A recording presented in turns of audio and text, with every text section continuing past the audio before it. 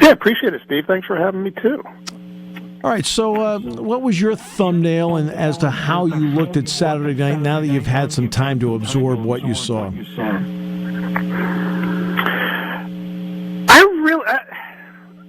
I really like the fact that they played an opening game against a Power 5 team. We'll judge what kind of Power 5 team West Virginia is in about 8 to 10 weeks, but you're still playing a full-throttle Big 12 team, opening night, first game, and so you have expectations of this team going into that game, and I think coming out of it, they reached probably most of them.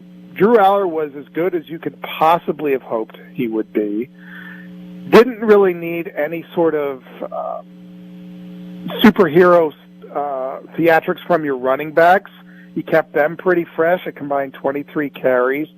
You know exactly what you have in your tight end, so the fact that I think there was, 1 or 2 targets to them and 1 catch simply means that you have that coming out of this game, that you can throw to him 12 times, this week and the next 2 weeks when you start Big Ten play.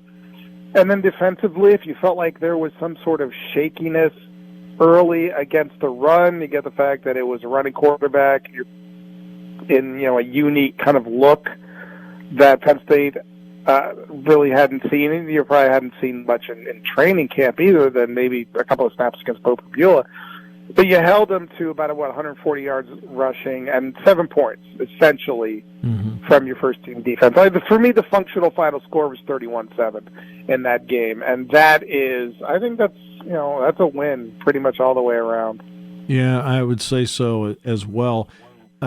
Something you look at in an opening game, and it was a problem in almost every game I watched. Penalties and turnovers. Penn State had 1 penalty. It was on special teams on a false start, and no turnovers in the game. So for the most part, in those 2 areas, they played clean. It was an overwhelmingly clean game. I know West Virginia coach Neal Brown mentioned about they must have blocked really cleanly not to have any holding penalties. Okay, fine. Every coach can say that. There's holding on every play, that sort of thing. But if you needed to look for something to be critical of, the fact that you mentioned the 1 penalty was on special teams. Special teams probably had, across the board, the most things that would make you just the most things to have to fix, essentially. And I think that, to me, if you're going to come out of that game saying this is an area that for fans anyway, watching the games, like special teams didn't have their best night. That's for sure. And special teams are one of those things that I think, from fans' perspective, I'm not talking about the coaching staff, but from a fan's perspective, you don't think about special teams until you do think about special teams. Right. You see, a fair catch at the 5 or 6 yard line, 2 missed field goals, kind of a short punt in one situation. Maybe the blocking into the returner, which negated a potential personal foul on Caden Saunders' fair catch, that sort of thing. So that was, I think, where the elements of cleanup come in. And for a team that wants to contend for a playoff spot, that's a bigger thing than maybe you would expect to come out of the game. To be a playoff contender, you've got to be running full cylinders on everything. That includes special teams. I was on Sirius XM yesterday with Jason Horowitz and Ben Hartsock, and Jason brought this up. And he said, it's been a weekend where a lot of things happen. Utah beats Florida, Florida State beats LSU, Colorado over TCU. And this was before Duke beat Clemson. He said, how comfortable is Penn State to go about their business and really, in some ways, do it under the radar, even though it was a nationally televised game, but other people are taking the headlines. He said they probably have to feel comfortable, like, hey, we can just go about and do our work. What do you think about that? Absolutely. James Franklin brought that up today. Oh, did he? Basically, he said, and not in so many words, but he said, you can't take wins for granted. Yeah. And that's something that, if you think about last year, I mean, the fact that they won 5 straight to finish that season and got progressively better against their schedule, it did, after the Ohio State and the Michigan losses, they did win games. Yeah. They won 5 games, then they won the Utah game to finish 10-2. You can.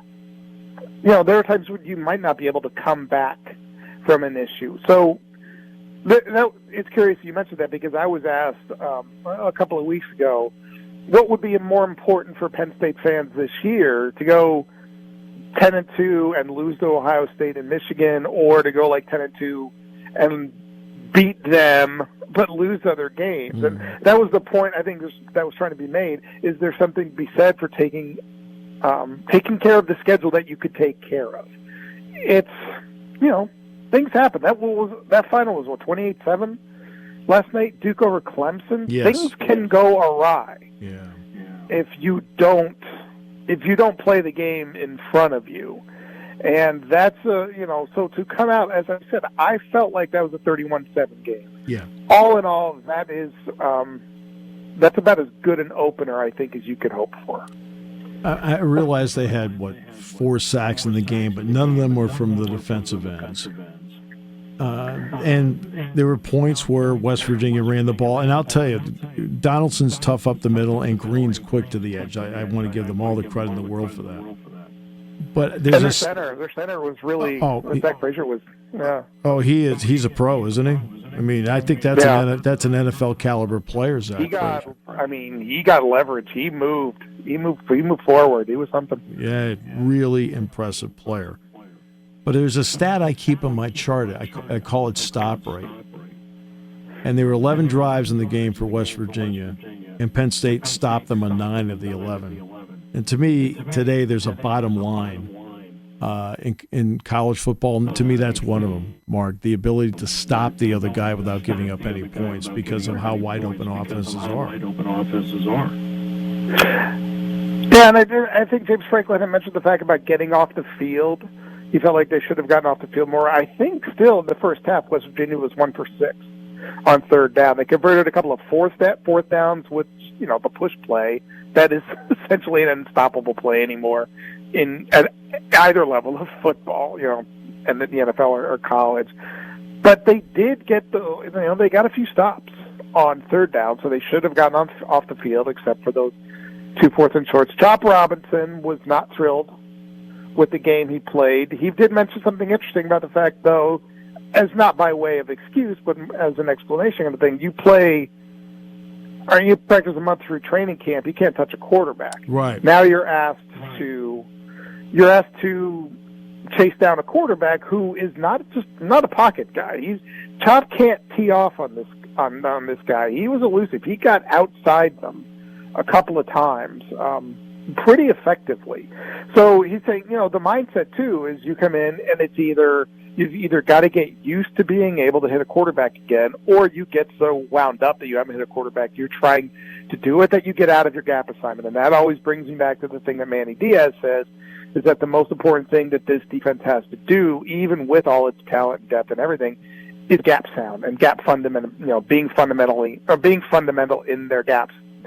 I think they lapsed a little bit of that on occasion, and it's certainly repairable, though.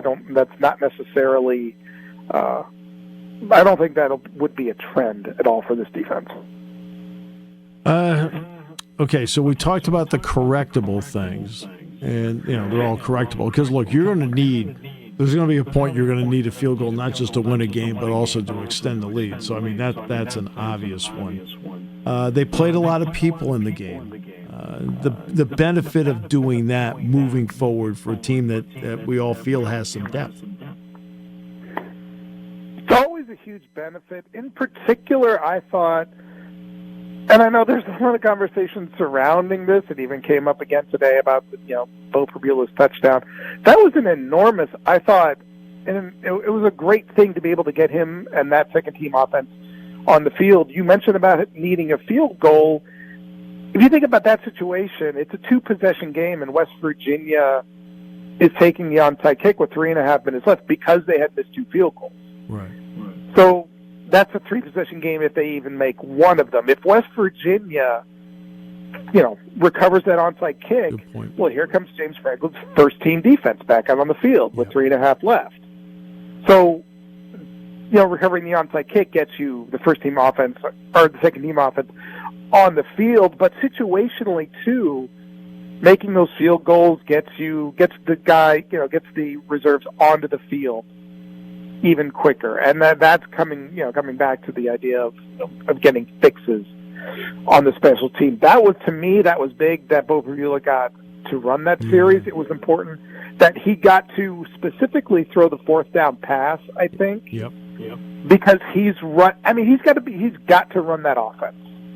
And in a situation, if somebody's going to run a defense at him that he's got to throw against, then he's got to throw against it. He just doesn't, he doesn't give up a play. You can't ask players to give up plays just because they're in a situation leading like that. And for him to be able to get on the field, run a play, score a touchdown, essentially run a 2-minute offense, there's a world of value for him and for the rest of that group. One final question, Mark, with your experience of covering so many teams over the years, normally how many games does it take before you start to really get a feel for the team you're watching? In Big Ten play, I would say it took even until you got into the Big Ten season, and that's been normally 3 games. Yeah. Right? Conventionally, they're playing 3 non-conference then going in. Last couple of years, that's changed with playing Purdue and Wisconsin to start the season. So I think they're making us reassess how we assess a team, because right off the bat, last 2 years you had to assess them in a different way. Same thing this year. I think it's different to assess a team that's playing West Virginia and essentially, NBC Sunday Night Football kind of thing. That's the production it looked like they were going for, just moving it to Saturday, and assessing the team that's playing a MAC team or whatever other kind of bye game that there is. So I would, for me, this particular team, I'm thinking that we should probably know. We should know them we should know a little bit more about them after the first 3. I would say the first Big Ten game too. The Illinois game will matter significantly, and then what kind of team is Penn State when it faces Iowa? Mark, always a pleasure. Thank you, my friend. Appreciate you. Yeah, appreciate it. Yep, good seeing you Saturday. Now to get the bunting out, adorn the stadiums, because it is opening week. No need here. The ever dependable and really remarkable in terms of his analysis. That's why he's here every week. Neal Coolong, sir, my friend, welcome.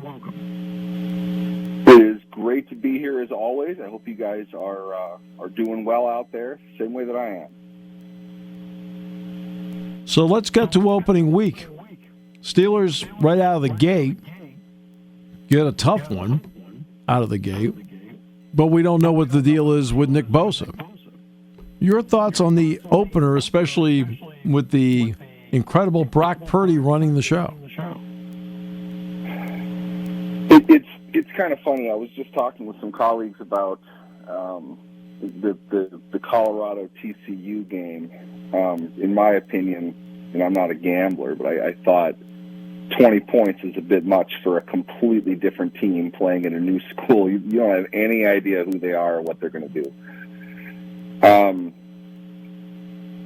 San Francisco, being a dominant personnel team, being a very well-coached team, is probably not going to play many games in which they have the better quarterback on the field, and that doesn't tend to bring you a whole lot of success, except Purdy is seemingly to be the exception to a pretty hard and fast rule over the course of the season.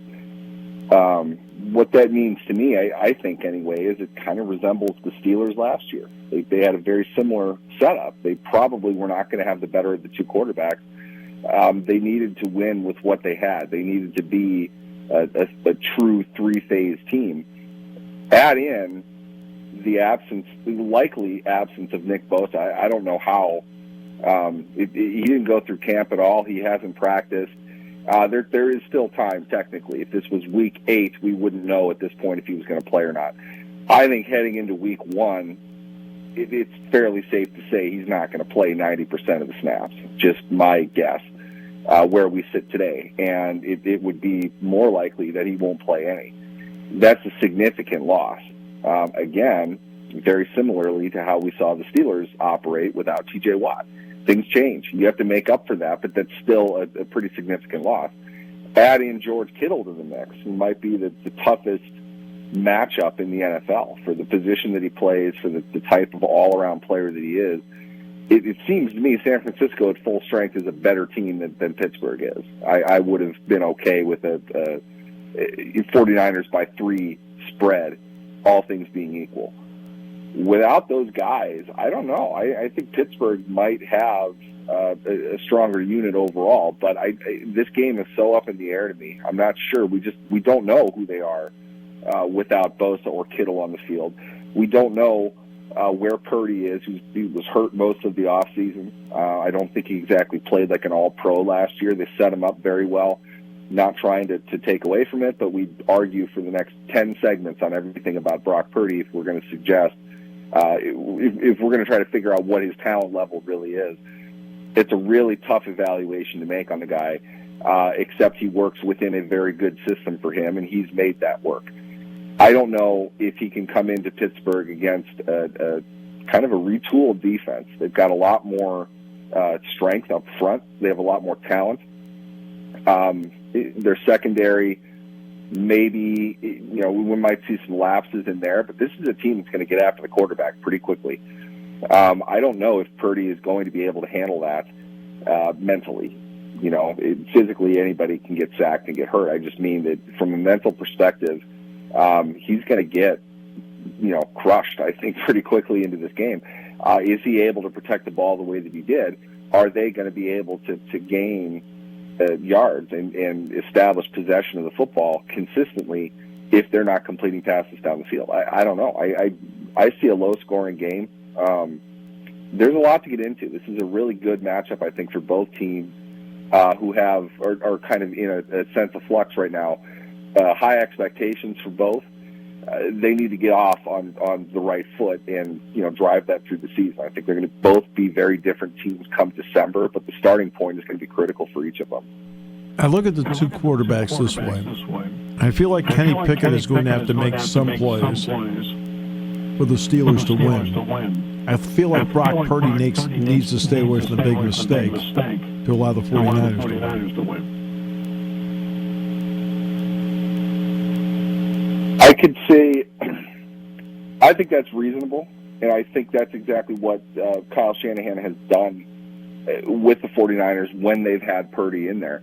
Let's be honest, it's not, Jimmy Garoppolo did a decent job, but it's not like he was a great quarterback. It's not like that offense ever ran on the strength and the talent of the quarterback in and of himself. And I think you could make the argument now Pittsburgh has gotten used to that over the last couple of years. They've been in the same spot. Ben Roethlisberger's last season was not great in many ways. It's clear that he was deficient, not terrible. He'd always been a very strong cerebral player. He's very smart. He knew what to do with the football. He took calculated risks when, turnovers tended to happen. It was him being more aggressive than anything else. They couldn't get any of that with the quarterbacks that they've had since then. We've seen that time and time again, but they've managed to find a way to stay, a slight chin above 500. So with that, they know how to win those close games. And we talked about that a bunch last year. This is a team that if it's close in the fourth quarter, their heart rate doesn't accelerate anymore. They know how to play this kind of football. This, drag the opponent down to our level and make it this kind of nightmare-fueled, non-offensive game. Possess the ball, don't give them the opportunity. Very old-school kind of mentality.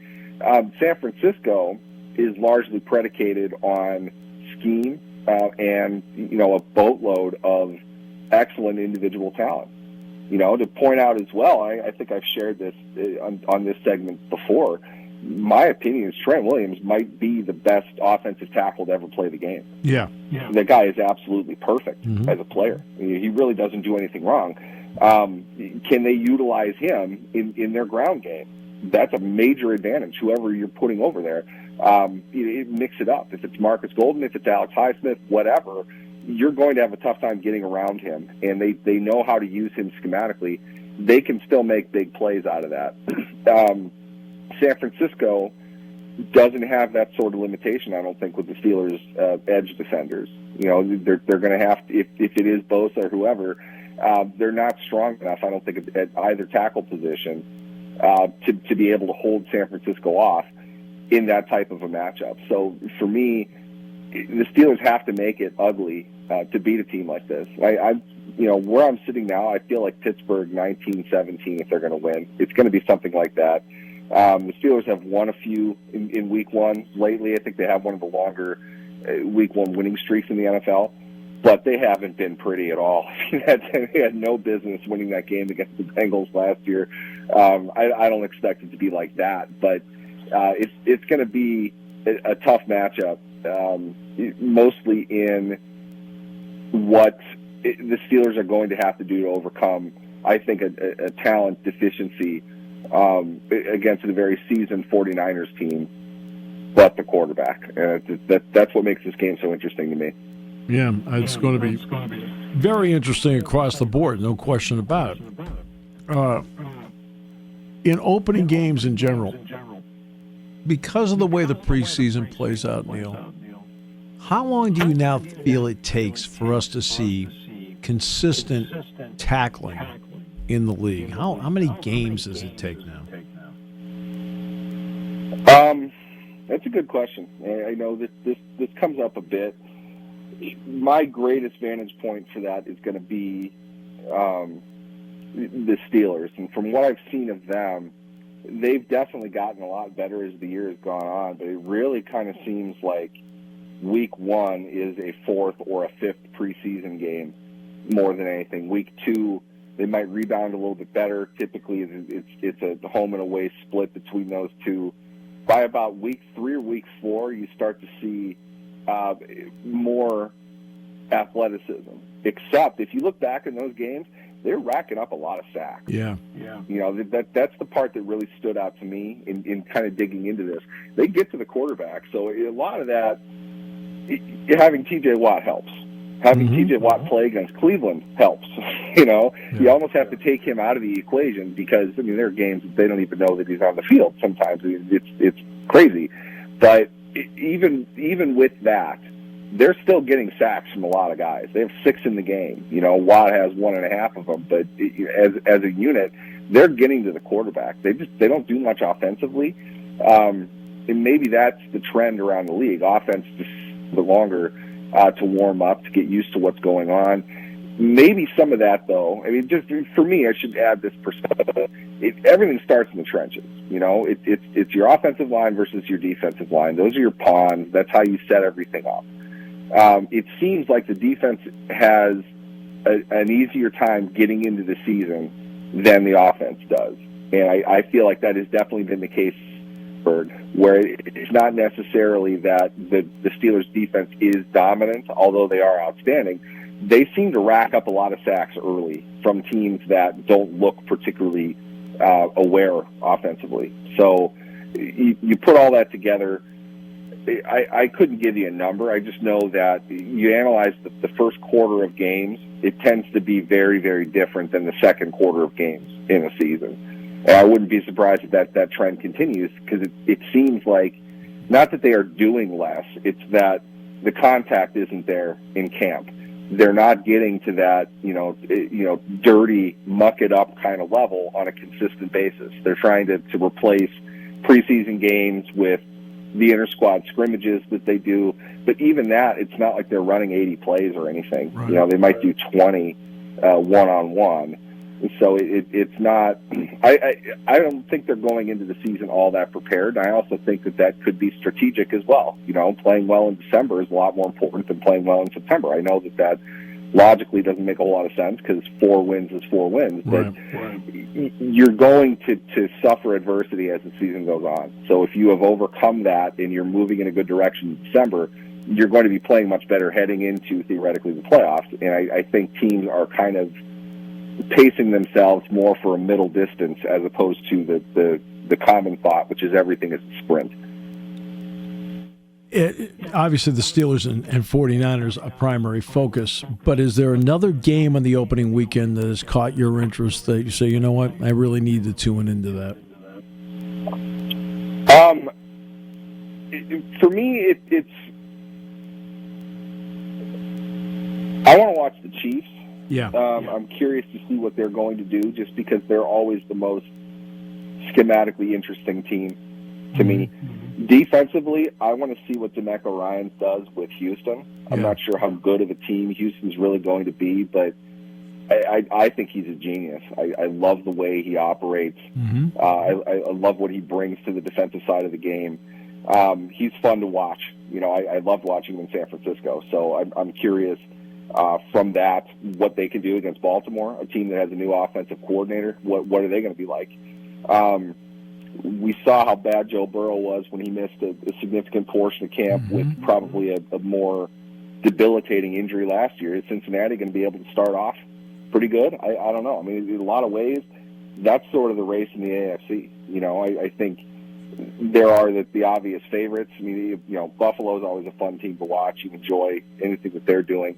And 1 week isn't going to decide everything, but you can get a good sense of who a team is and what they tried to build themselves to be. How about that? Buffalo, Stephon Diggs, if he gets 8 targets, is he going to go absolutely crazy? Because I feel like we're not going to get long into the season before that comes up. You know, literally the same thing he did in Minnesota. I'm curious how long that's going to last. Bryce Young and Frank Reich, what's that going to look like in Carolina? Taking on Atlanta, another team that I think Arthur Smith is a phenomenal coach. They play offensive football in a much different way than everybody else does. Yeah. I'm curious if Bijan Robinson is the type of guy that can take well to what they're doing. How will Desmond Ridder fare within that structure? The fact they didn't make him a captain is interesting to me. You know, I'm a total dork, though. I'm not typical of the market. I'm going to watch every game. So days get a lot longer for me this time of year, and there are a lot of things that really interest me about the league as a whole. And you know, for me, the Steelers are the team that I've watched and I know the most about and the most interested in. But there are a lot of games that I really want to watch at various points this weekend. My friend, it is finally here. So now we get to actually start talking about and analyzing games on a week-by-week basis. That's the exciting part, but always great to have you on the show, no matter whether they're playing games or not. Thanks so much. Thanks for having me, guys.